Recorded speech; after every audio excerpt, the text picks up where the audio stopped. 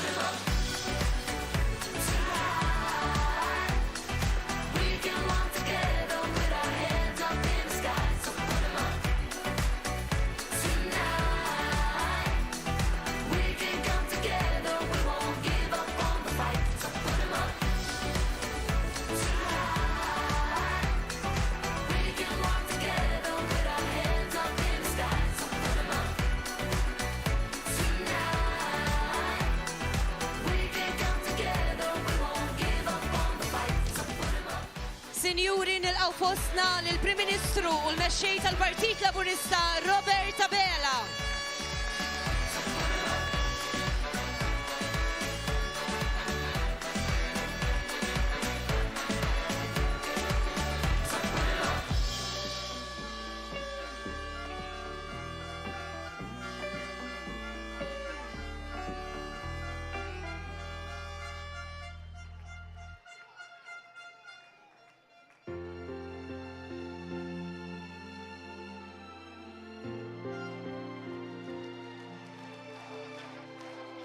Il-ħajja sabiħa u rridu ngawduha. Flimkien libna l-sfidi li ġabet magħha l-pandemija. Malta baqgħet b'saħħitha. Irridu naħarsu l-qudiem, fiduċja u ambizzjoni.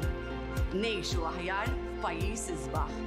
Nibqgħu nażlu l-futur li rridu għal uliedna.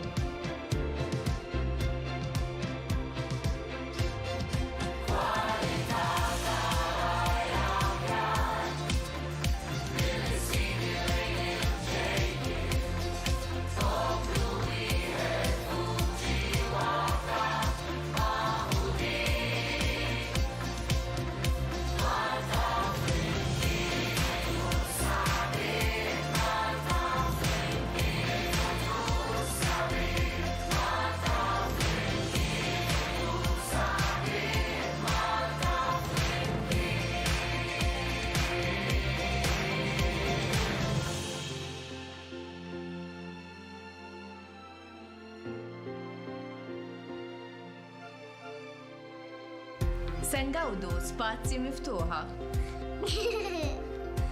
Appoġġ biex iwettqu l-ħolma. Li nixtru darna.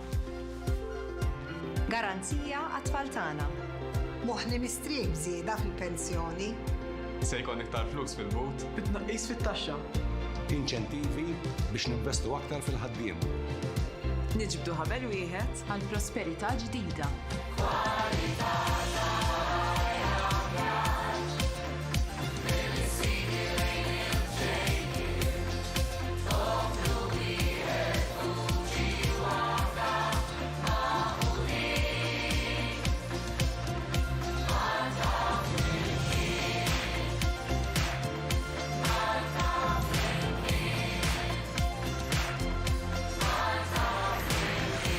L-għażla tibqa' bejn il-passat u l-futur. Aħna l-futur.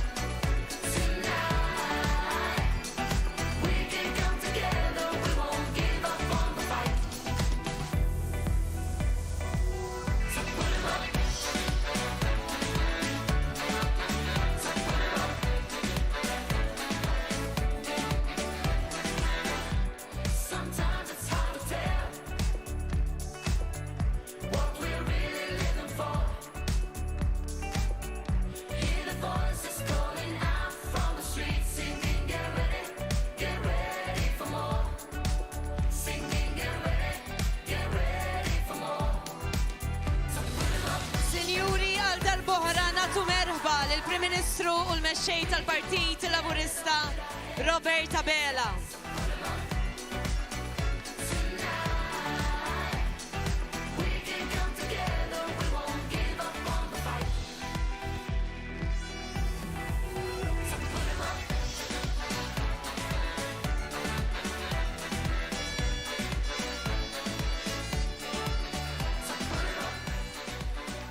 Telespettaturi li qegħdin iseguna permezz tal-istazzjonijiet One, daw kollha li qegħdin iseguna wkoll permezz tal-mezzi soċjali tal-Partit Laburista, daw kollha preżenti.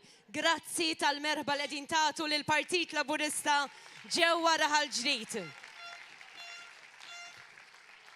U tajjeb illi qabel nibdew din l-attività insellmu l-kandidati fissem il-Partit Laburista għar-Raba' Distrett. Jonathan Attart. Glenn Bedingfield, Chris Bonnet, Byron Camilleri, Herbert Conti, Deo De Battista, Katia De Giovanni, Chris Fern, Oliver Xikluna, kif ukoll Amanda Spiteri Grek li llum tinsab indisposta. Nibdew din l-attività politika billi nsejjaħ mill-ewwel għall-ewwel diskors Aron Farrugia. Raħal ġdid, grazzi tal-merħba illi tajtuna. Grazzi tal-merħba li tajtu l-Prim Ministru dal-għodu. Ninsabu 4 tijiem il-bot. Ninsabu inqas minn 100 sija il-bot. Mill-moment tal-għażla.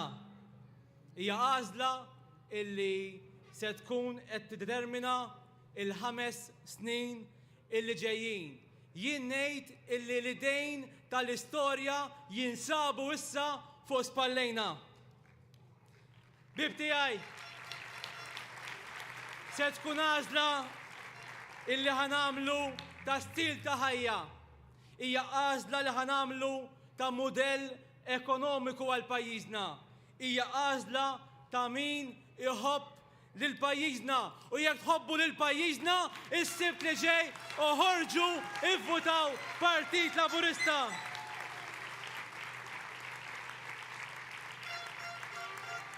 Bib tiegħi meta ġejt infurmat li ħanitkellem hawnhekk f'Raħal ġdid, ħassejt kburi u onorat.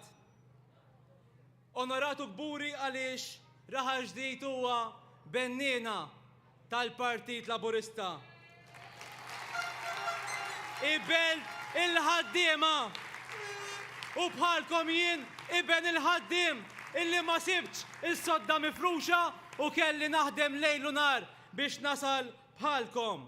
U issa jmiss il-ġenerazzjoni tiegħi u ta' sħab li nsabu hawnhekk preżenti biex ngħinu u naħdmu minn nhar it-tnejn illi ġej inġamru u naħdmu biex it-tfal tagħkom huma wkoll jirnexxu u jilħqu il-potenzjal tagħhom. Qed niġu qudiemkom iva b'umiltà imma b'konvinzjoni. Għax aħna ġibna x-xogħol flimkien, aħna ġibna ir-riżultati flimkien. Aħna konna viċin tiegħek dejjem. Għax kellna tmexxija maquda, tim wieħed, pon wieħed wara l-Prim Ministru Robert Abela.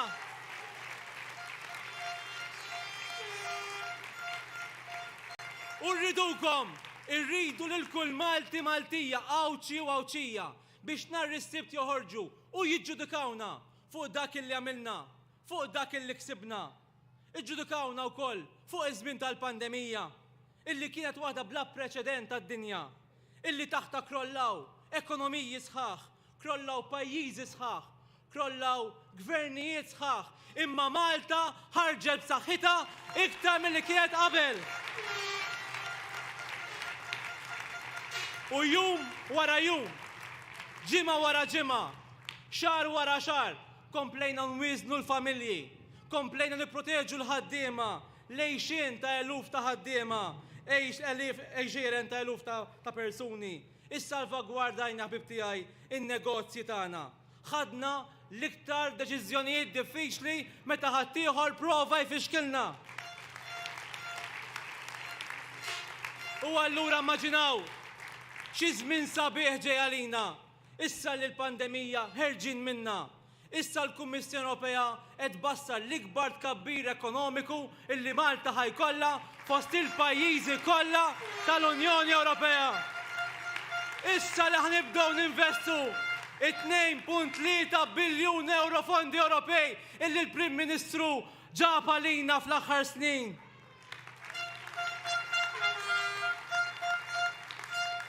Imma hemm bżonn rebħa bil-fiduċja tagħkom u rebħa konvinċenti għal xtakru illi f'Parlament illi kellna maġġoranza ta' 7 siġġijiet dawn fixkluna kull jum u f'kull moment.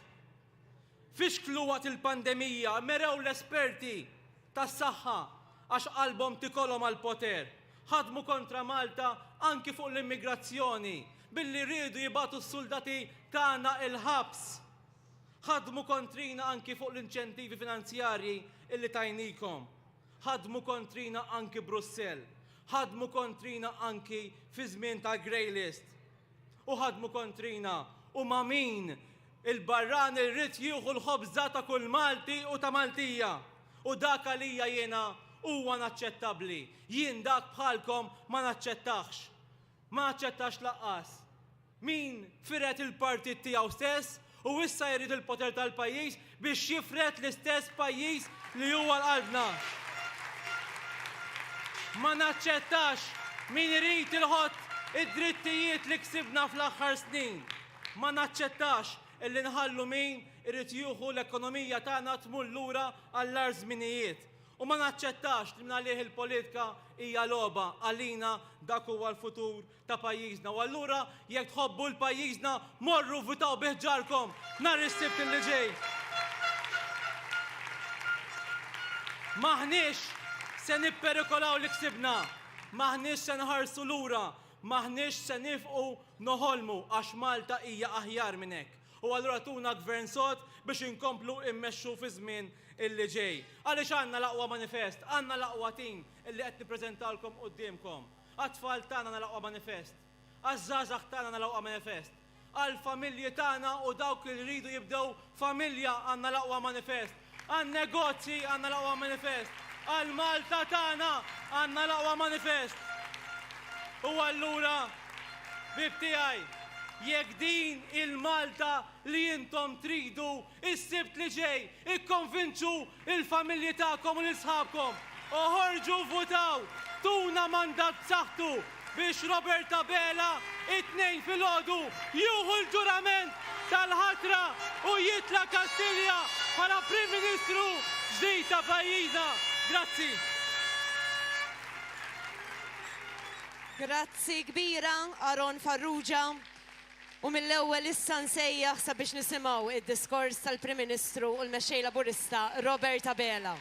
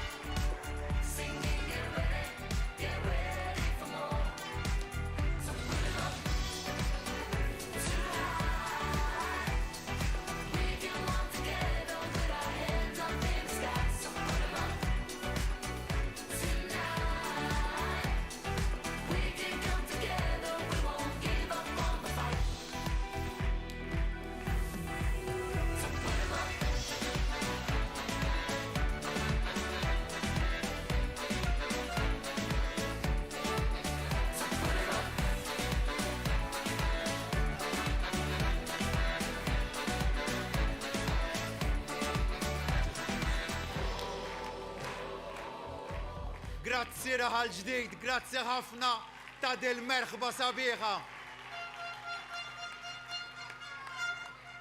Nar is-sibt, dan il-partit li dejjem ħadem għal-bidla għandu bżonn illi jerġa' jingħata l-fiduċja. Għax irridu nkomplu nġeddu Malta flimkien. Dak li ksibna sal-lum huwa biss il-pedament li rridu nibnu futur sħiħ. Neħtieġu il-fiduċja biex dak l-1000 proposta li għamilna issa jsiru 1000 kisba ġdida l-pajjiżna. Kemm huma b'saħħithom daw l-1000 proposta.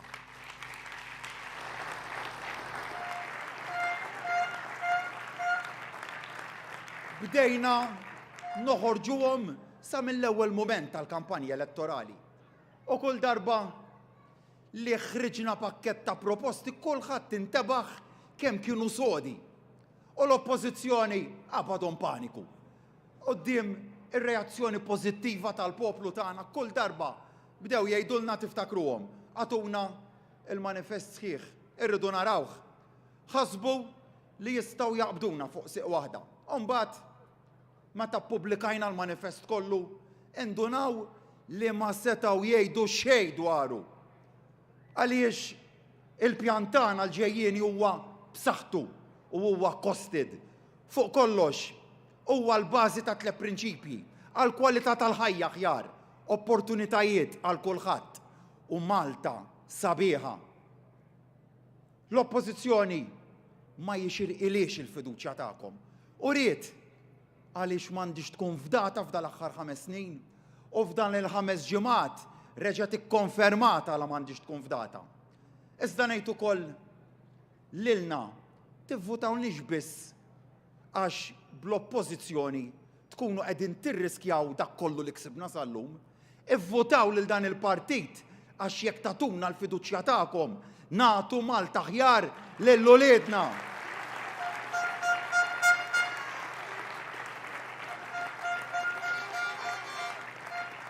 Lill-familji biżla li joħorġu għax-xogħol u jaħdmu kuljum biex jagħtu futur aħjar lit-tfal tagħhom.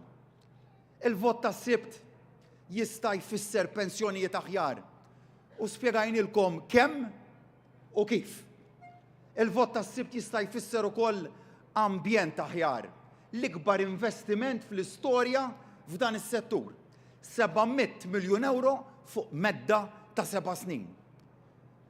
Lil-first time buyers se jkollhom l-akbar benefiċċji illi qattajna, 10,000 euro fuq 10 snin. Se naqsu wkoll l-ewwel darba it-taxxa tan-negozji. Se naqsu t-taxxa l-ħaddiema kollha wkoll. U insaħħu ir-rifużjoni tat-taxxa. Il-vot tas-Sibt se jfisser garanzija tfal kollha li jkollhom ġejjin minn fejn ġejjin l-istess opportunitajiet b'investiment ta' 145 miljun euro. Imma fuq kollox se jfisser ukoll tmexxija kompetenti u kredibbli.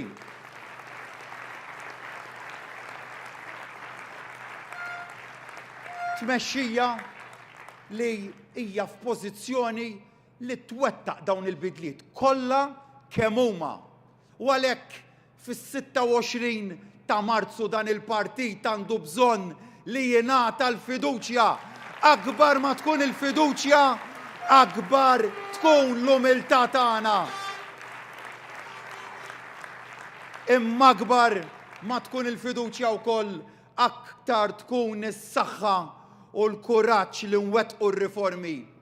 Ftakru, semmi Aron, nerġa' nsemmiha jien, kif kull darba li ġejna l-riforma kbira sibna oppożizzjoni u għamilna l-bidliet li xtaqtu xorta waħda li għażiltu intom għaliex iffaċjati b'dil oppożizzjoni konna tim maqut u b'saħħtu. Għalhekk la għandna oppożizzjoni li topponi dejjem u l-ħin kollu kull bidla li rridu nġibu se jkolli bżonn iva grupp parlamentari b'saħħtu biex inwettqu r-riformi.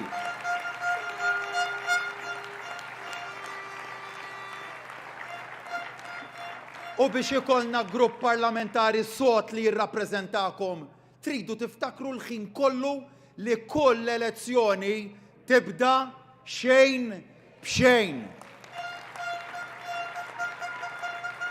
Nhar is-Sibt morru votaw u votaw kmieni. Sas-Sibt flaxija mbagħad nibqgħu nikkonvinċu oħrajn dwar l-għażla li għandna qudiemna, għażla l-familji, għażla l-pensjonanti, għażla l-istudenti, għażla żgħażagħ, fuq kollox għażla għall-futur.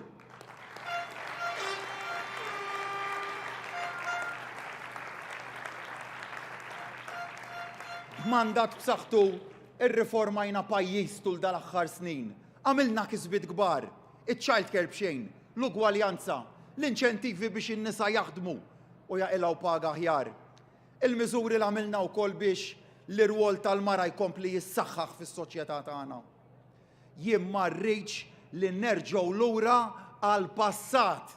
Meta tiftakru, in-nisa kienu mwarba u l-irġiel kienu jiddeċidu ħajjithom għalihom.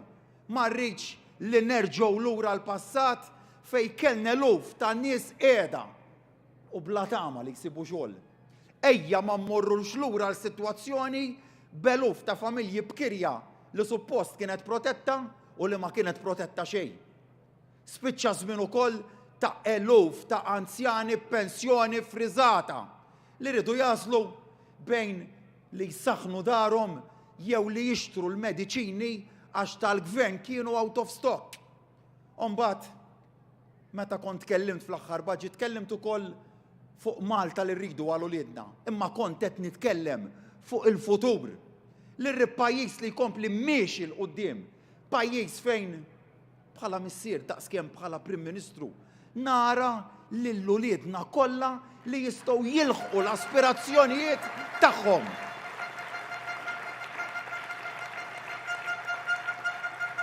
Fejn kull Awċi u Malti jkun jista' jilħaq livell ta' edukazzjoni tajjeb li mhux biss jagħti ċertifikat imma li jiftaħ orizzonti ġodda. Se naħdmu għal pajjiż fejn kulħadd ikun jista' jibni karriera li bija jagħti kontribut lis-soċjetà tagħna. Fejn kulħadd jista' jibni familja ma' min iritu jew u jkollhom iċ-ċans li jsiru ġenituri. Hawn ukoll għandna riforma kbira ċara qiegħda fil-manifest. Se nagħtu ċans lil kulħadd isir ġenitur hawn wisq weġġat. U għajpa lina jekk ninjorawhom. U iva, dan kollu jibqa' possibbilta biss jekk il-forzi tal-bidla jibqgħu rebbieħa. Kull vot mitluf takru huwa bħal dak li jridu joħduna lura fi żmien. ċara kristalla għażla qiegħda. Biex imexxihom dawk li ħakmu l-oppożizzjoni għażlu il-protagonist tal-kampanja tal-le. Ftakru meta konna ġejna għal drittijiet ġodda. Gburi li aħna sirna l-partit tal-Iva, il-partit li rridu nagħmlu il-ħolm tan-nies possibbli. U min ma jirnexxilux mal-ewwel darba ngħinuh jerġa' jipprova.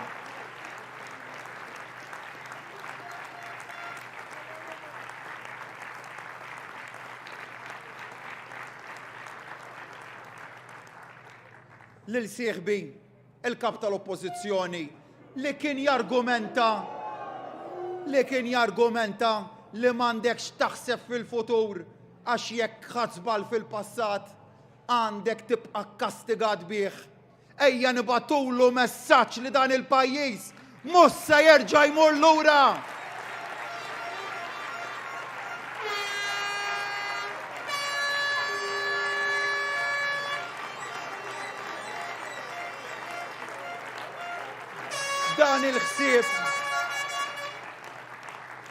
Dan il-ħsieb tagħhom ħadnuh 10 snin ilu, imma reġgħu ħadnuh ukoll meta ġejna r-riformi importanti s-sena l-għaddiet f'Diċembru li għadda biss.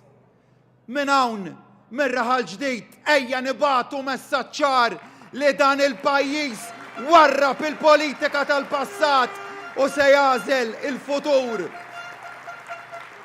Fis-26 ta' Marzu ejja ħanamlu din ċara kristall. Jekk nibqgħu flimkien ma jirnexxilhomx jifirduna. Mela, meta se tmur tivvota s-sibt, mhux se tkun qed tivvota għal sempliċi partit, mhux se tkun qed tivvota għalik biss, se tkun qed tivvota għal futur li trid tal-uliedek.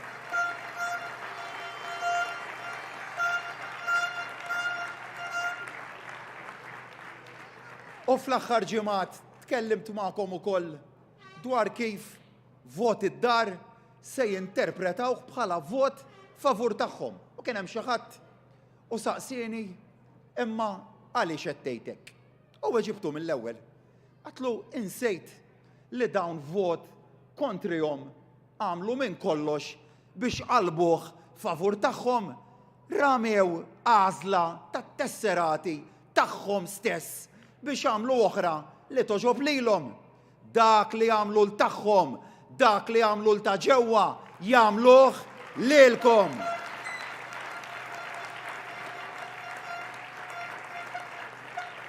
U għalhekk hemm bżonn li noħorġu nivvotaw biħġarna u bis-saħħa. Għalhekk qed insejħilkom qatt daqs qatt qabel dan il-pajjiż ma kellu bżonnkom.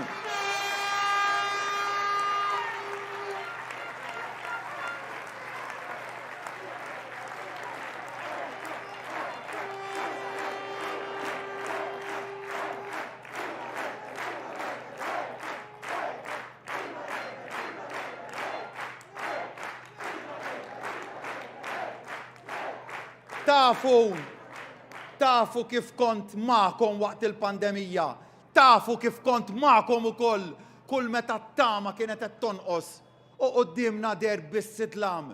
Tafu wkoll kemm kienu ddieħku bejna meta bassarna futur sabiħ. Qatt ma bżajt u qatt mu se nibża nemmen f'pajjiżi. Għalhekk se jkollna l-akbar tkabbir ekonomiku, għalhekk rekord ta' investiment soċjali. Qatt mu se nieqaf niġġieled għalikom.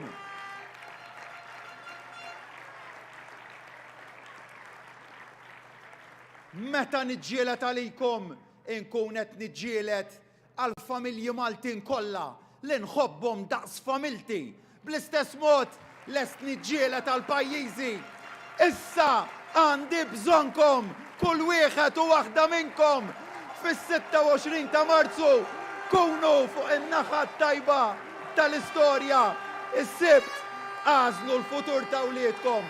Is-Sibt uru kemmu b'saħħtu tim Malta meta jingħaqad flimkien.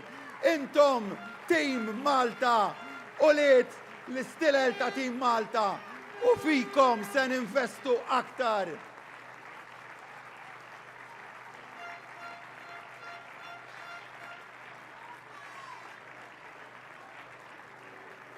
Tim Malta irid juri kemm inkunu b'saħħitna ferm aktar meta naħdmu flimkien milli meta naħdmu b'mod individwali.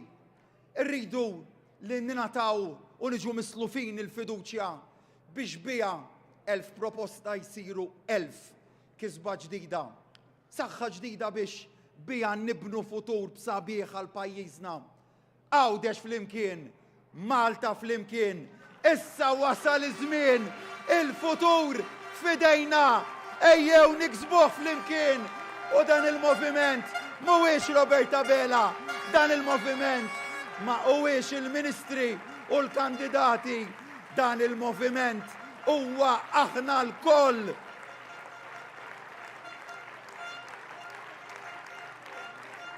Iż-żgħażagħ li jridu jibnu ħajja ġdida, il-kopji li jridu ċans iġibu fid-dinja ħajja ġdida, l-anzjani li wara snin ta' sagrifiċċju jridu jgawdu ħajja ġdida. Flimkien m'hemm xejn li mhux possibbli.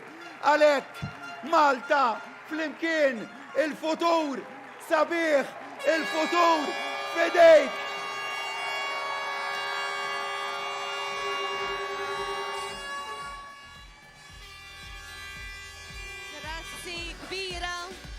Dak kien il-Prim Ministru u l-mexxej tal-Partit Laburista Roberta Bela.